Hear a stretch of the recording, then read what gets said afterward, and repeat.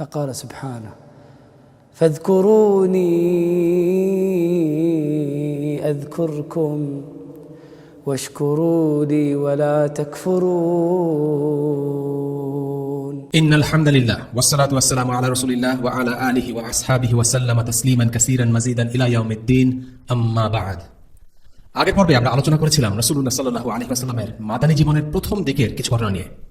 এই সময়টায় রাসূলুল্লাহ মুসলিম জাতিকে একটি গুরুদায়িত্বের জন্য প্রস্তুত করে তুলছিলেন, আর সেই গুরুদায়িত্বটি হলো ইসলামের প্রতিরক্ষা ও ইসলামকে গোটা বিশ্বের কাছে পৌঁছে দেওয়ার দায়িত্ব। এবং আমরা রাসূলুল্লাহ সাল্লাল্লাহু আলাইহি ওয়াসাল্লামের 4টি প্রজেক্ট নিয়ে আলোচনা করেছি।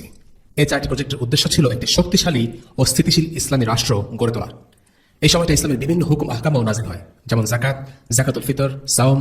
এই হুকুমগুলো মদিনার প্রথম 2 বছরে নাজিল হয়।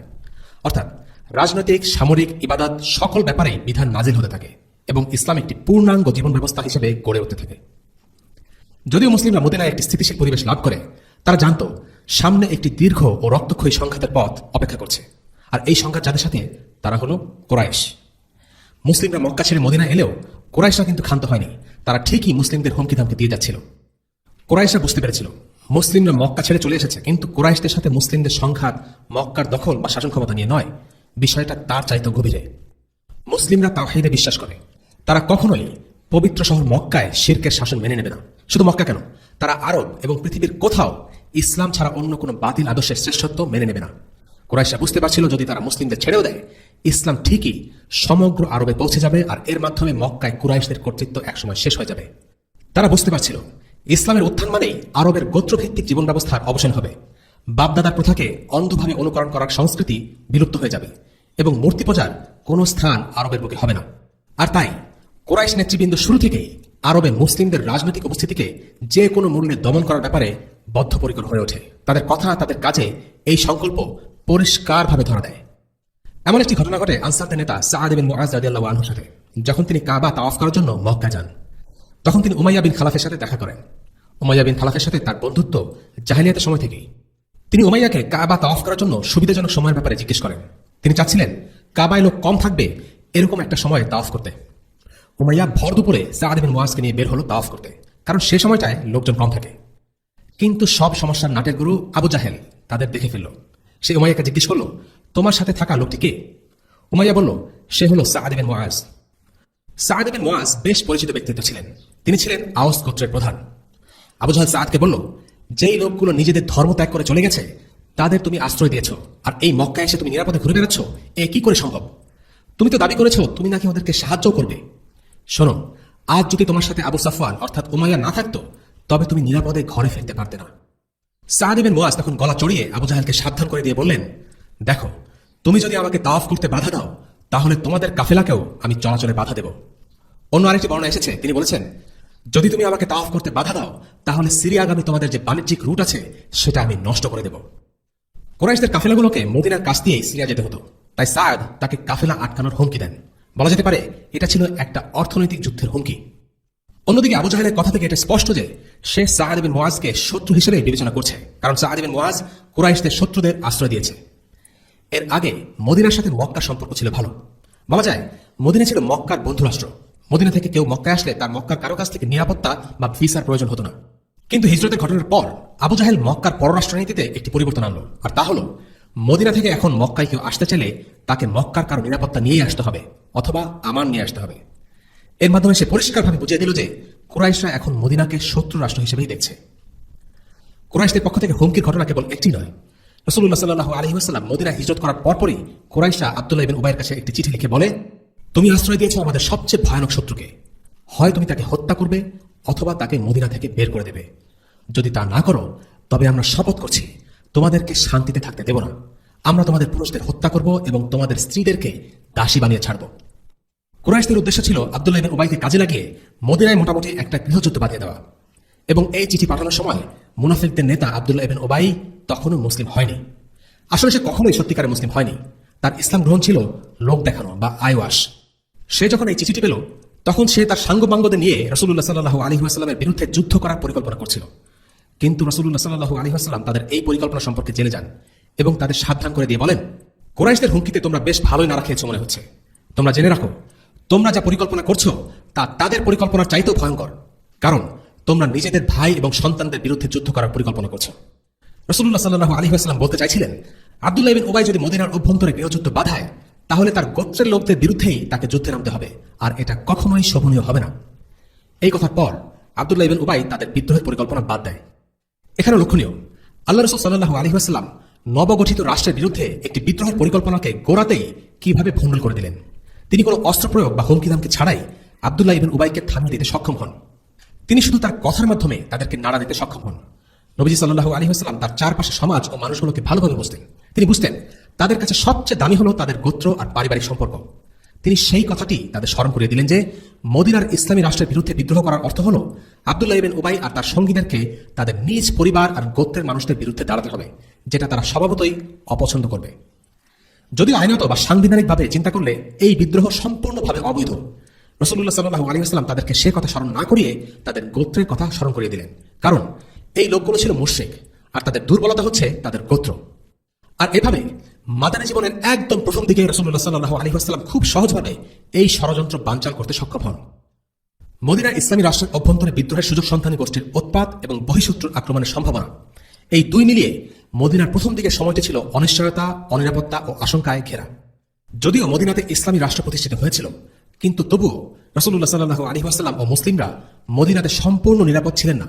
একটি ঘটনা থেকে আমরা বুঝতে পারি মদিনা কতটা অনিরাপত্তায় ভুগছিল। এক রাতের ঘটনা, রাসূলুল্লাহ সাল্লাল্লাহু আলাইহি ওয়াসাল্লাম কিছুতেই ঘুমাতে পারছিলেন না। তিনি চাচ্ছিলেন কেউ যেন তাকে সারা রাত পাহারা দেয়। এই হাদিসটি বর্ণনা করেছেন উম্মুল মুমিনিন আয়েশা রাদিয়াল্লাহু আনহা। তিনি বলেন, আল্লাহ রাসূল সাল্লাল্লাহু আলাইহি ওয়াসাল্লাম এক রাতে বিছানায় শুয়ে বলছিলেন, মুমিনদের মধ্যে কি কেউ এমন আছে যে সারা রাত আমাকে পাহারা দেবে? আয়েশা বললেন, আমরা অস্ত্রের আওয়াজ শুনতে পেলাম। রাসূলুল্লাহ সাল্লাল্লাহু আলাইহি ওয়াসাল্লাম জিজ্ঞেস করলেন, কে তুমি? তখন সাদ বিন আবি ওয়াক্কাস রাদিয়াল্লাহু আনহু বললেন, হে আল্লাহর রাসূল, আমি আপনাকে পাহারা দিতে এসেছি। আয়েশা রাদিয়াল্লাহু আনহা বলেন, সেই রাতে রাসূলুল্লাহ সাল্লাল্লাহু আলাইহি ওয়াসাল্লাম এতটাই গভীর ঘুমে আচ্ছন্ন হয়ে পড়েছিলেন যে আমি তার নাক ডাকা শব্দ শুনতে পেয়েছিলাম। ইবন হাজার আল আসকালানী রাহিমাহুল্লাহ এই হাদিসের ব্যাখ্যায় মন্তব্য করেছেন, নিরাপত্তার বিষয়ে মুসলিমদের উদাসীন বা অসতর্ক হওয়া উচিত নয়। রাসূলুল্লাহ সাল্লাল্লাহু আলাইহি ওয়াসাল্লাম হুমকির আশঙ্কা করছিলেন এবং তিনি এই ব্যাপারটি অত্যন্ত গুরুত্বের সাথে রেখেছেন। তিনি নিরাপত্তাহীনতায় ঘুমাতে পারছিলেন না, তিনি চাচ্ছিলেন কেউ তাকে পাহারা দিক। এ থেকে বোঝা যায় একজনের মুসলিমের অসতর্ক হওয়া উচিত নয়। তিনি আরো বলেছেন যে নেতা কিংবা আলেমদের নিরাপত্তা দেওয়া মুসলিমদের দায়িত্ব। তৃতীয় যে মন্তব্যটি তিনি করেছেন তা হল, রাসূলুল্লাহ সাল্লাল্লাহু আলাইহি ওয়াসাল্লাম নিরাপত্তা চেয়েছেন এই কারণে যেন তার উম্মাহ নিরাপত্তা ও সতর্কতা অবলম্বনের ব্যাপারে মনোযোগী হয়। এটা ছিল তাদের জন্য একটি শিক্ষা। তবে পরবর্তীতে রাসূলুল্লাহর নিরাপত্তার দায়িত্ব স্বয়ং আল্লাহ তাআলাই নিজের হাতে নিয়েছিলেন। সেই পর্যন্ত সাহাবীরা আল্লাহ রাসূলের নিরাপত্তার বিষয়টি দেখতেন। পরে যখন সূরা মাইদা 67 নম্বর আয়াতে ওয়াল্লাহু ইয়াসিমুকা মিনান নাস, অর্থাৎ আল্লাহ আপনাকে মানুষের কাছ থেকে রক্ষা করবেন, এই আয়াতটি নাযিল হলো, তখন আল্লাহ তাআলা নবীজিকে বলে দিলেন যে তার কোনো পাহারাদারের দরকার নেই, আল্লাহ নিজেই তার রাসূলের নিরাপত্তার দায়িত্ব নিয়েছেন। এই আয়াত অবতীর্ণ হওয়ার পর রাসূলুল্লাহ সাল্লাল্লাহু আলাইহি ওয়াসাল্লাম বাইরে এসে সাদকে চলে যেতে বললেন। এই ঘটনাগুলো থেকে আমরা মদিনা রাষ্ট্রের একটি চিত্র পাই। মদিনার যেমন বাহ্যিক শত্রু ছিল, ভেতরেও ছিল, আর তাদের কারণে মুসলিমরা অনিরাপত্তায় ভুগছিল। আর পরবর্তী প্রায় 5টি বছর মুসলিমদের মধ্যে এই অবস্থা বিরাজমান ছিল। কুরাইশরা অনবরত বিভিন্ন উপায়ে রাসূলুল্লাহ সাল্লাল্লাহু আলাইহি ওয়াসাল্লাম ও তার সাহাবাদের কাজে বাধা দেওয়ার চেষ্টা করছিল। উপরন্তু তারা অন্যায়ভাবে মুসলিমদের মক্কা থেকে বের করে দিয়েছিল আর তাদের সম্পদ নিজেরা দখল করে নেয়। এই প্রেক্ষাপটে আল্লাহ তাআলা মুসলিমদের আত্মরক্ষার জন্য জিহাদের অনুমতি দিলেন, আর সেটাই ছিল পরিস্থিতির দাবি। নবগঠিত ইসলামী রাষ্ট্রকে এই জাতীয় হুমকি আর আক্রমণ থেকে রক্ষা করার জন্য আল্লাহ রাসূল সাল্লাল্লাহু আলাইহি ওয়াসাল্লাম মদিনার মুসলিম সমাজের ব্যাপক সামরিকীকরণ করলেন, যা আমরা এর আগে একটি পর্বে বিশদভাবে আলোচনা করেছি। আজকের পর্বে আমরা আলোচনা করব মদিনার ইসলামী রাষ্ট্র প্রতিরক্ষা ও ইসলামের দাওয়াতকে সম্প্রসারিত করার জন্য রাসূলুল্লাহ সাল্লাল্লাহু আলাইহি ওয়াসাল্লাম কি কি সামরিক পদক্ষেপ নিয়েছিলেন। সত্যি বলতে পুরো মাদানী যুগ ধরে একটা বড় অংশ জুড়ে সিরাতে আলোচিত হয় এসব সামরিক অভিযান বা জিহাদের কাহিনী। এক একটা সামরিক অভিযানের প্রকৃতি ছিল এক এক রকম। কোনোটা ছিল আক্রমণাত্মক, কোনোটা ছিল রক্ষণাত্মক। কিছু অভিযানের উদ্দেশ্য ছিল স্রেফ শত্রুদেরকে ভীত সন্ত্রস্ত করা, কোনো অভিযানের উদ্দেশ্য ছিল কোনো গোত্রকে বশ মানতে বাধ্য করা, কোন অভিযানের উদ্দেশ্য ছিল শত্রুকে নিষ্ক্রিয় করে রাখা, আবার বদর, উহুদ এগুলো ছিল সরাসরি ময়দানে শত্রুর সাথে মোকাবেলা। সিরাতে সংগঠিত এই সামরিক কার্যক্রমকে মোটা দাগে দুই ভাগে ভাগ করা হয়, গাজওয়া এবং সারিয়া।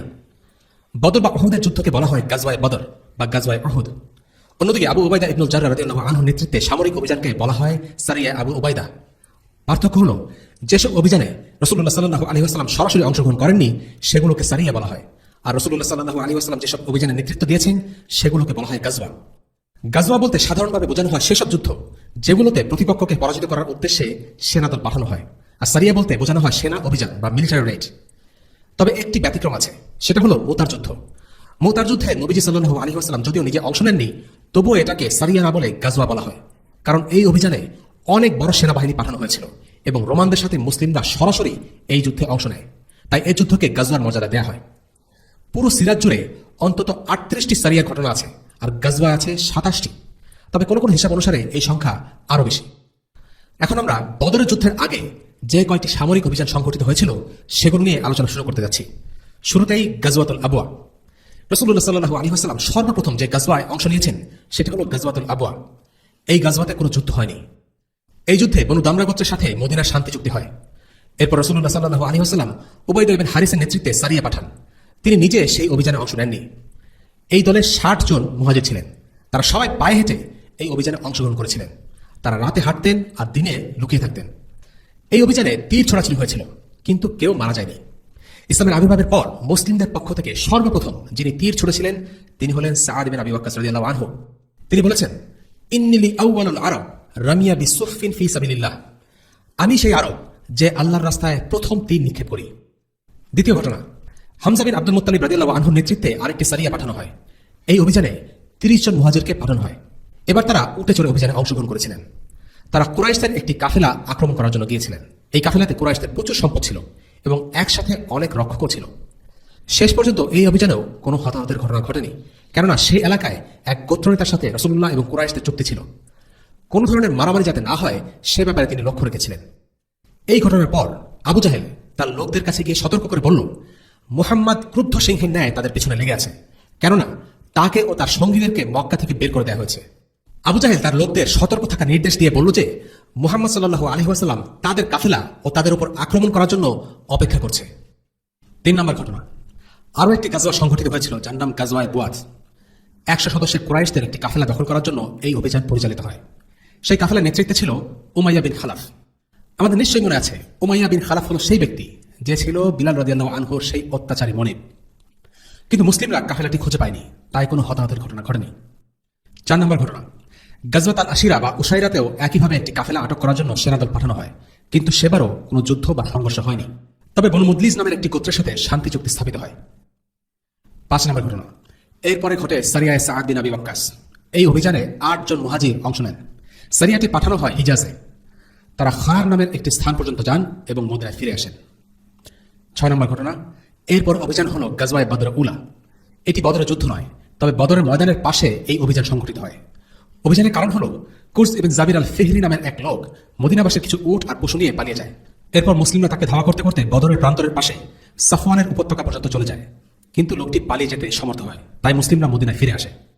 উল্লেখ্য, বদরের প্রান্তর মদিনা থেকে প্রায় 150 কিলোমিটার মতো দূরত্ব। সুতরাং এই এক একটা সারিয়া খুব যে ছোট ছিল তাও না। এই সবগুলো অভিযান হিজরতের প্রথম 2 বছরের মধ্যেই পরিচালিত হয়। 7 নম্বর ঘটনা, সারিয়ায়ে নাখলা। আমরা এখন যে সারিয়া নিয়ে আলোচনা করব এটি হচ্ছে এখন পর্যন্ত ঘটে যাওয়া সবচেয়ে গুরুত্ববাহী ও তাৎপর্যপূর্ণ ঘটনা। ইসলামের ইতিহাসে এই সারিয়া বেশ তাৎপর্য বহন করে। এই সারিয়ায় ঘটে যাওয়া একটি ঘটনা নিয়ে আল্লাহ তাআলা কিছু আয়াত নাযিল করেন, যা আমাদের বর্তমান সময়ের সাথে বিশেষভাবে প্রাসঙ্গিক। এই সারিয়ার নেতৃত্বে ছিলেন মুহাজির সাহাবী আব্দুল্লাহ ইবনে জাহাশ রাদিয়াল্লাহু আনহু। অল্প সংখ্যক সাহাবীকে তার সাথে পাঠানো হয়। উদ্দেশ্য ছিল কুরাইশদের একটি কাফেলা আক্রমণ করা। অভিযানের পূর্বে রাসূলুল্লাহ সাল্লাল্লাহু আলাইহি ওয়াসাল্লাম আব্দুল্লাহ ইবনে জাহাশের হাতে একটি চিঠি দিয়ে নির্দিষ্ট জায়গায় যেতে বলেন। সেখানে গিয়ে 2 দিন পর চিঠিটি পড়ার নির্দেশ দিলেন। আল্লাহ রাসূলের নির্দেশ অনুযায়ী আব্দুল্লাহ ইবনে জাহাশ রাদিয়াল্লাহু আনহু 2 দিন পরে চিঠিটি খুললেন এবং চিঠিতে রাসূলুল্লাহ সাল্লাল্লাহু আলাইহি ওয়াসাল্লাম নির্দেশ দিয়েছিলেন মক্কা ও তাইফের মধ্যবর্তী একটা জায়গায় যেতে। চিঠিতে আরো লেখা ছিল, অভিযানে প্রেরিত সাহাবীদের মধ্যে যারা স্বেচ্ছায় যেতে চায় তারা যেন আব্দুল্লাহ ইবনে জাহাশকে অনুসরণ করে। অর্থাৎ এই সারিয়াতে অংশ নেওয়া বাধ্যতামূলক ছিল না, কেউ চাইলে অংশ না নেওয়ারও সুযোগ ছিল। সম্ভবত অভিযানটি বেশ বিপজ্জনক হওয়ায় এরকম নির্দেশ দেওয়া হয়েছিল। আব্দুল্লাহ ইবনে জাহাশ রাদিয়াল্লাহু আনহুকে যে এলাকায় যেতে বলা হয়েছিল সেটি কাফেরদের ভূখণ্ডের কাছাকাছি ছিল। সেখানে একটি কুরাইশ কাফেলা পাওয়া যাবে, সেটি আক্রমণ করাই ছিল এই সারিয়ার উদ্দেশ্য।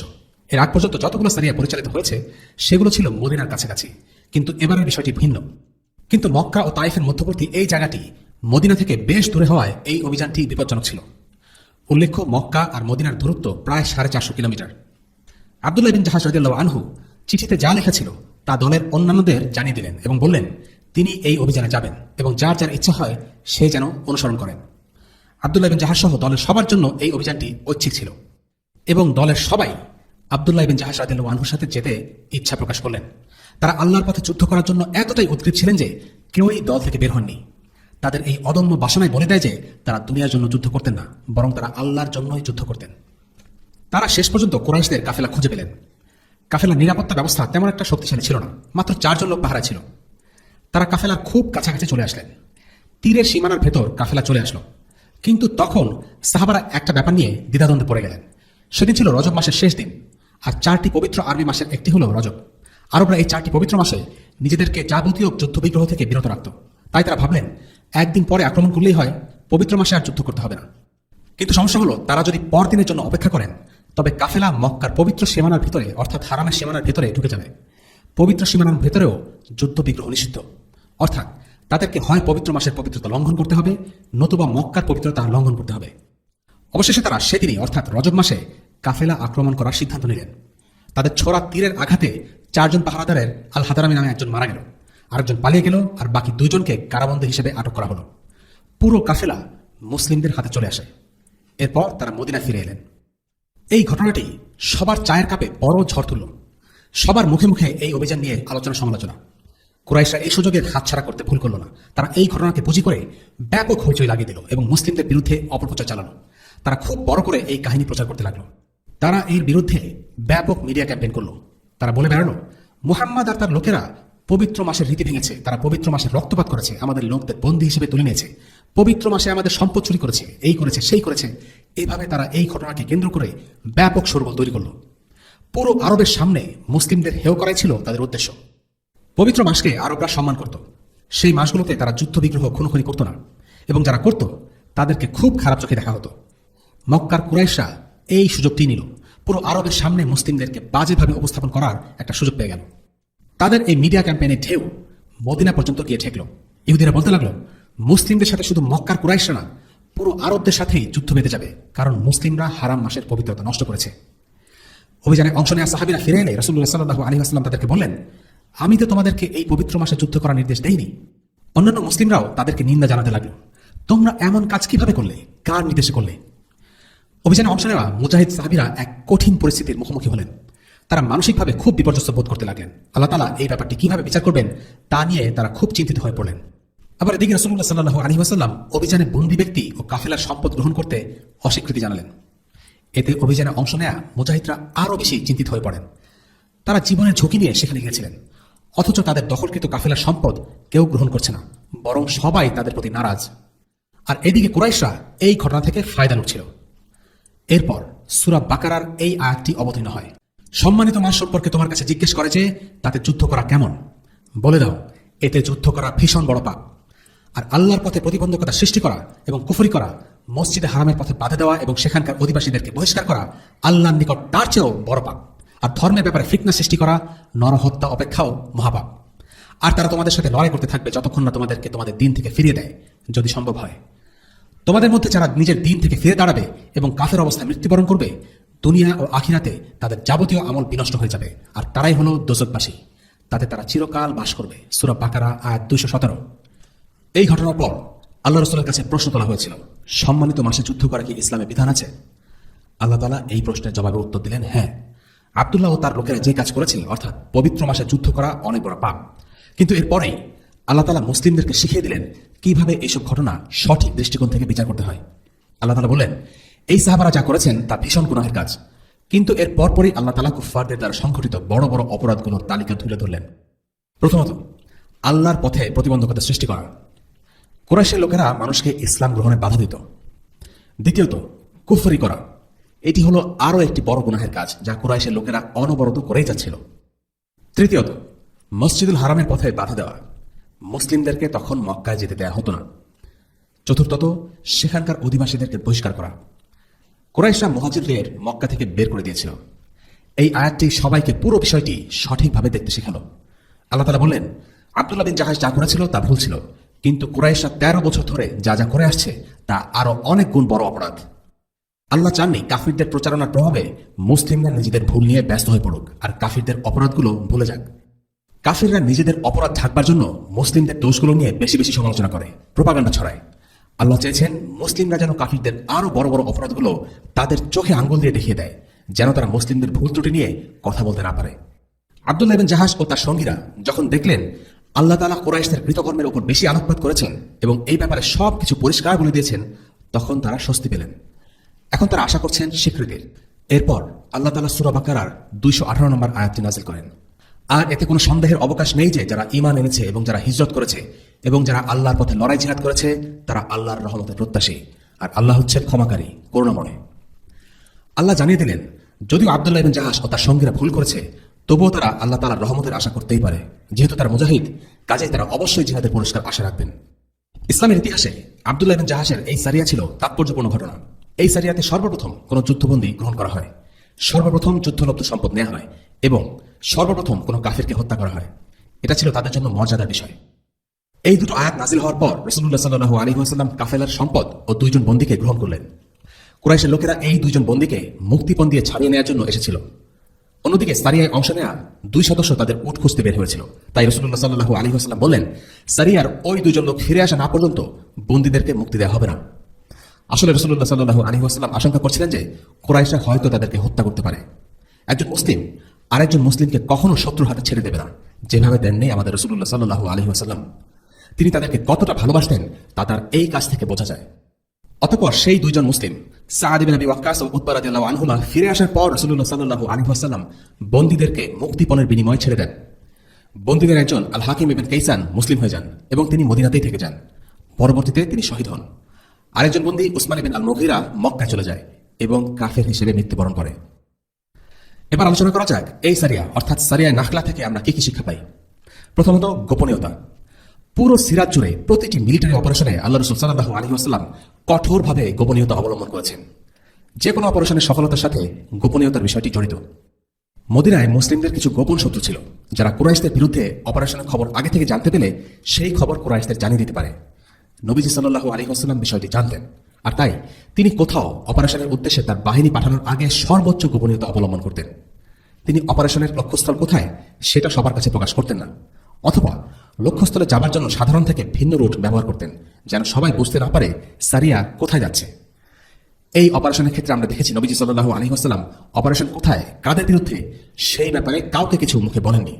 তিনি অপারেশনের সমস্ত তথ্য চিঠিতে লিখে দিয়েছেন এবং নির্দেশ দিয়েছেন 2 দিন পর একটা নির্দিষ্ট স্থানে যেন সেটা খোলা হয়। প্রতিটি অভিযানের ক্ষেত্রে রাসূলুল্লাহ সাল্লাল্লাহু আলাইহি ওয়াসাল্লাম অভিনব সব পন্থায় গোপনীয়তা বজায় রাখতেন। দ্বিতীয়ত, কাফেরদের একটি ক্লাসিক্যাল টেকনিক বা কৌশল হলো তারা মুসলিমদের একটি ভুল খুঁজে বের করবে এবং ফুলিয়ে ফাঁপিয়ে প্রচার করে ব্যাপক হইচই করবে। তারা সত্যকে অসম্পূর্ণ কিংবা বিকৃতভাবে তুলে ধরবে, মুসলিমদেরকে খুব বাজেভাবে উপস্থাপন করবে। তারা এমনভাবে মুসলিমদের ভুল ত্রুটি উপস্থাপন করবে যেন শুনে মনে হবে সব দোষ মুসলিমদের। মুসলিমদের হামলায় কোনো কাফির নিহত হলে নিহত কাফির ব্যক্তিদের খুবই নিরীহ হিসাবে উপস্থাপন করা হবে, আর মুসলিমদের উপস্থাপন করা হবে রক্তচোষা খুনি হিসেবে। এর একটি ভালো উদাহরণ হচ্ছে 2001 সালের 11 সেপ্টেম্বর বা টুইন টাওয়ারের হামলা। এই হামলাকে পুঁজি করে আমেরিকা দুটো মুসলিম দেশে হামলা চালিয়ে সম্পূর্ণ তছনছ করে দিয়েছে। তারা মিডিয়াতে এই হামলাকে এমনভাবে উপস্থাপন করে যে 9/11-এর কারণেই আমেরিকা মুসলিম দেশে হামলা চালাতে বাধ্য হয়েছে। তারা মানুষকে এমনটা বিশ্বাস করায় যে মুসলিমরা টুইন টাওয়ারে হামলার কারণে তারা নিজেদেরকে প্রতিরক্ষা করছে। আসলে তাদের তথাকথিত প্রতিরক্ষা কোনো প্রতিরক্ষা নয়, বরং প্রতিরক্ষার নামে আগ্রাসন। তারা এমনভাবে শব্দ বাছাই করে যেন শুনে মনে হবে তারাই হচ্ছে ভিকটিম।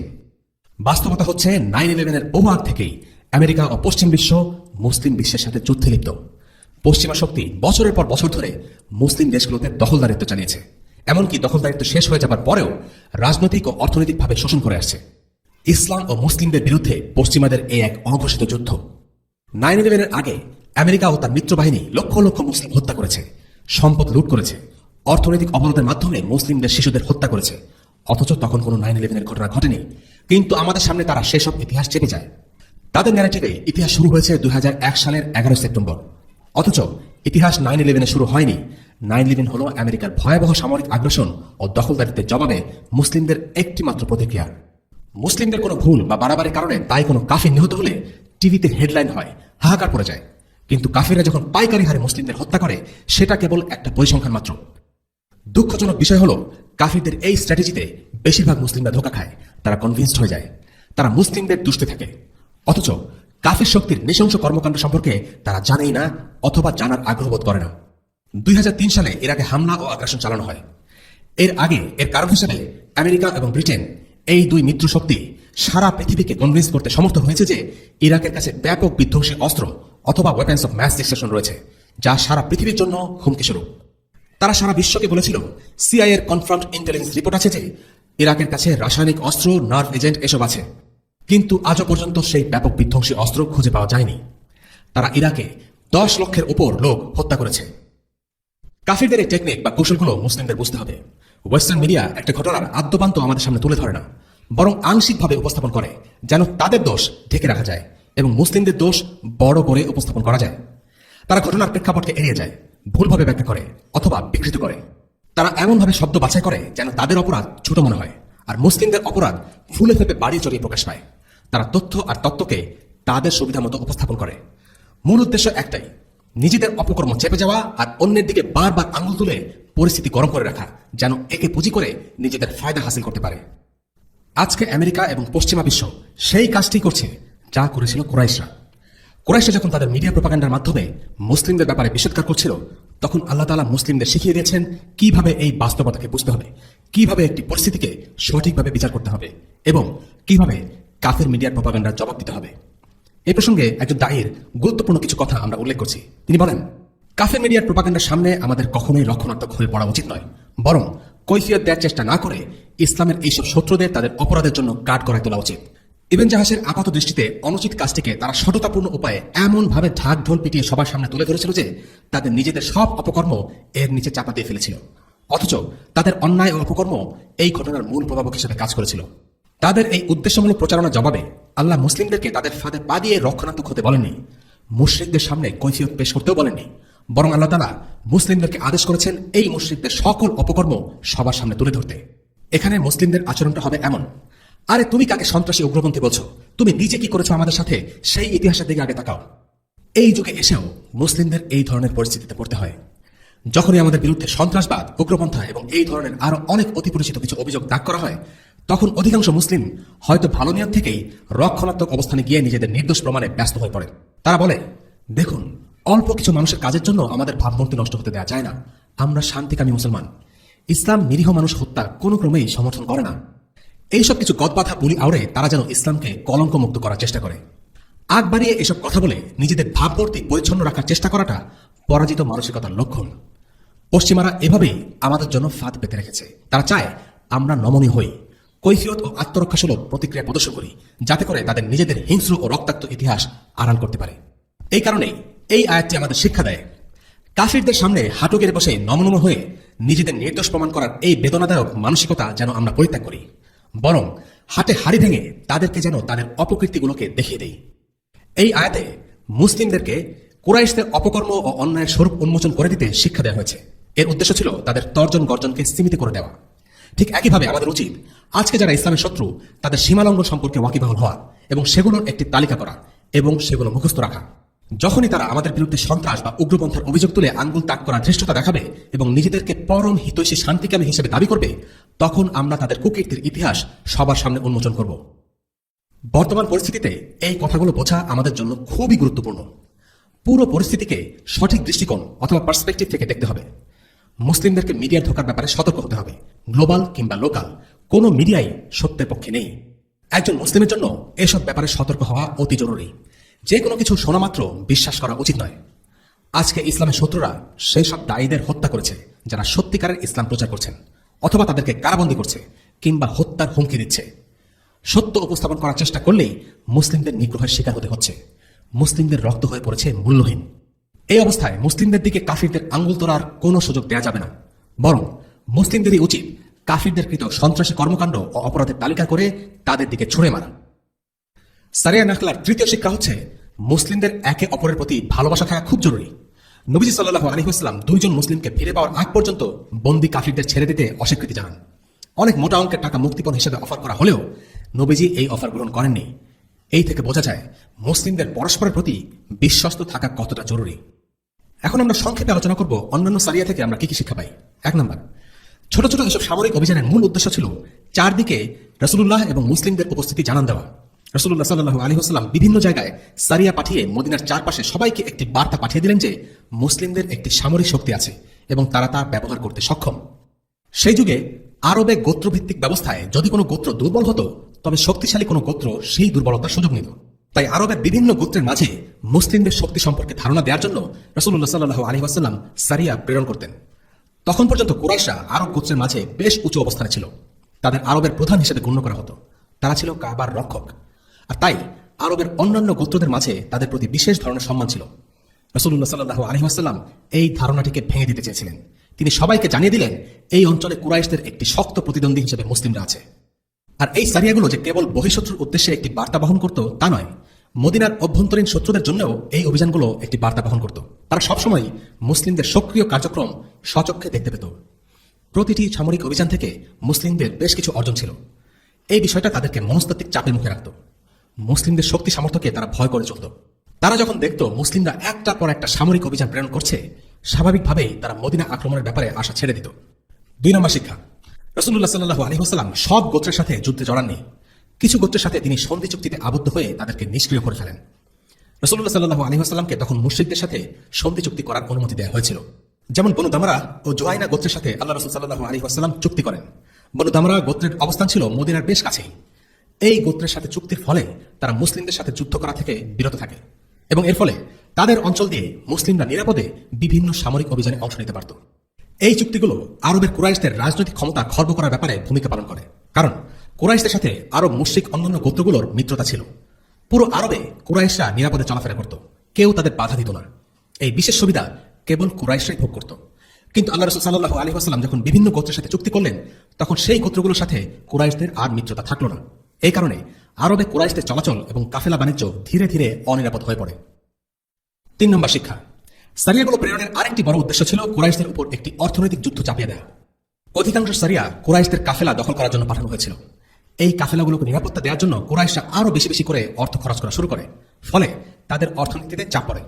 ইসলামী ফিকহ অনুসারে যখন কোনো মুসলিম রাষ্ট্র অন্য কোনো রাষ্ট্রের সাথে যুদ্ধাবস্থা থাকে, তখন শত্রু সম্পদ ও রক্ত মুসলিমদের জন্য হালাল হয়ে যায়। এই সারিয়ার মাধ্যমে রাসূলুল্লাহ সাল্লাল্লাহু আলাইহি ওয়াসাল্লাম কুরাইশদের অর্থনীতিতে আঘাত করেন। এটি ছিল কুরাইশদের অস্তিত্বের জন্য হুমকি স্বরূপ। বদর যুদ্ধের সূচনাই হয়েছিল আবু সুফিয়ানের অধীনস্থ একটি কাফেলার আক্রমণের মধ্য দিয়ে। 4 নম্বর শিক্ষা, এই সারিয়াগুলো ছিল মদিনার চারপাশে বেদুইনদের আধিপত্যের জন্য হুমকি স্বরূপ। সে সময়ে বেদুইনরা বাণিজ্য কাফেলাগুলোর কাছ থেকে এক প্রকার ট্যাক্স সংগ্রহ করত। বিনিময়ে তারা সেসব কাফেলাগুলোকে নিরাপদে চলাফেরা করার জন্য ছেড়ে দিত। মুসলিমরা এই বেদুইনদেরকে ট্যাক্স দিতে অস্বীকৃতি জানায়। আমরা একটু আগেই কুরস ইবনে জাবিরের কাহিনী আলোচনা করেছি। এই বেদুইন লোকটি মুসলিমদের কিছু গবাদি পশু চুরি করে পালিয়ে যাওয়ার পর মুসলিমরা তার পেছনে প্রায় 150 কিলোমিটার ধাওয়া করে। আলেমগণ এই অভিযানকে বদরের ছোট যুদ্ধ বলেও অভিহিত করেছেন। যদিও এই অভিযানে মুসলিমরা তাকে ধরতে পারেনি, কিন্তু এই ঘটনার বেশ কিছু ইতিবাচক প্রভাব ছিল। বেদুইনরা মদিনায় আচমকা আক্রমণ করার ব্যাপারে পরিকল্পনা বাদ দেয়। এমনকি মদিনার বাইরেও তারা মুসলিমদের আক্রমণ করার ব্যাপারে কিছুটা নিরাশ হয়ে পড়ে। এবং 5 নম্বর শিক্ষা, এই অভিযানগুলো ছিল মুসলিমদের জন্য একটা মিলিটারি ট্রেনিং স্বরূপ। তারা এইসব সারিয়ার মাধ্যমে যুদ্ধের ব্যাপারে বাস্তব অভিজ্ঞতা অর্জনের সুযোগ পেয়েছিল। এসবের মাধ্যমে তারা যুদ্ধের ময়দান পরিদর্শন, শত্রুপক্ষকে আচমকা আক্রমণ, ছত্রভঙ্গ করা ইত্যাদি নানা রকম সামরিক কায়দা কৌশল আয়ত্ত করেছিলেন। একই সাথে তারা আশেপাশের এলাকা ও গোত্রগুলোর শক্তি সম্পর্কে ধারণা লাভ করেছিলেন। কুরাইশ ও মুসলিমদের এই বিরোধ চলাকালীন সময়ে যতগুলো সারিয়া বা মিলিটারি রেইড প্রেরণ করা হয়েছে তার সবই করেছে মুসলিমরা।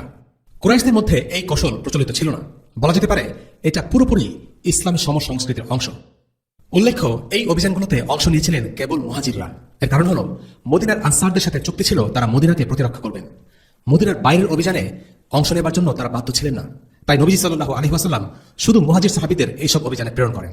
তবে আনসাররা এই চুক্তির ধারা অনুসারে কেবল মদিনার ভেতরেই তাদের জিহাদ সীমাবদ্ধ রাখেননি, বরং তারা মদিনার বাইরে গিয়ে জিহাদে অংশ নিয়েছিলেন। রাসূলুল্লাহ সাল্লাল্লাহু আলাইহি ওয়াসাল্লাম তাদেরকে মদিনার বাইরে জিহাদে অংশ নিতে বাধ্য করেননি, বরং তারা নিজেরাই উৎসাহী হয়ে মদিনার বাইরে জিহাদে অংশ নিয়েছেন। পরবর্তী পর্বগুলোতে আমরা সেই কাহিনী জানতে পারবো ইনশাআল্লাহ। আজকের পর্ব এখানে শেষ। আজকে আমরা যে সামরিক অভিযানগুলোর কথা উল্লেখ করলাম সেগুলো খুব বড় বা বিখ্যাত অভিযান ছিল না। এই অভিযানগুলোর কারণে কোনো পক্ষের তেমন কোনো ক্ষয়ক্ষতি হয়নি। কিন্তু এই ছোট ছোট ঘটনাগুলো মুসলিমদের সাথে কুরাইশদের মধ্যে একটি বড় সংঘাতের ক্ষেত্র প্রস্তুত করে। দুই পক্ষের মধ্যে বিরোধের উত্তাপ ক্রমশ বাড়তে থাকে, আর এরই ধারাবাহিকতায় সংগঠিত হয় ঐতিহাসিক যুদ্ধ, বদরের যুদ্ধ, যে দিনটি ছিল সত্য আর মিথ্যার পার্থক্যকারী দিন। শেষ করার আগে আবু জাহেলের একটি উক্তি আমরা উল্লেখ করছি, যা আজকের পর্বের আলোচনাকে সংক্ষেপে তুলে ধরে। এই উক্তিটিকে বলা চলে একটি মনস্তাত্ত্বিক যুদ্ধের সংলাপ, যা আমাদের সামনে কুরাইশ বনাম মুসলিম বিরোধের একটি চিত্র তুলে ধরে। সে বলেছিল, হে কুরাইশরা, দেখা যাচ্ছে মুহাম্মদ আসলে ইয়াসরিব অর্থাৎ মদিনায় শক্ত স্থান করে নিয়েছে এবং সে আগাম সৈন্যবাহিনী প্রেরণ করেছে। সে এখন গনিমত হিসাবে তোমাদের সম্পদ চায়। সুতরাং তার পাশ থেকে অতিক্রম করার সময় অথবা হামলা করার ব্যাপারে সাবধান হয়ে যাও, কারণ সে এখন এক হিংস্র সিংহের মতো। সে তোমাদের প্রতি অনেক ক্রুদ্ধ, কারণ উটের খুর থেকে পরজীবী পরিষ্কার করার মতো তোমরা তাকে এখান থেকে তাড়িয়ে দিয়েছিলে। আল্লাহর কসম, তার সাথে জাদুকর আছে। আমি শয়তানকে তাকে এবং তার সঙ্গী সাথীদেরকে সবসময় সাথে দেখেছি। নিশ্চয়ই তোমরা কাইলার সন্তানদের শত্রুতা সম্পর্কে অবগত। মদিনা আওস এবং খাজরাজ কাইলা নামক এক নারীর উত্তরসূরি ছিল। সুতরাং মুহাম্মদ একজন শত্রু যে অন্যান্য শত্রুদের সাহায্য গ্রহণ করেছে। ওয়াসাল্লাল্লাহু আলা সাইয়্যিদিনা মুহাম্মদ ওয়া আলা আলিহি ওয়া আসহাবিহি ওয়া সাল্লাম। আলহামদুলিল্লাহি রাব্বিল আলামিন। আসসালামু আলাইকুম ওয়া রাহমাতুল্লাহি ওয়া বারাকাতুহু।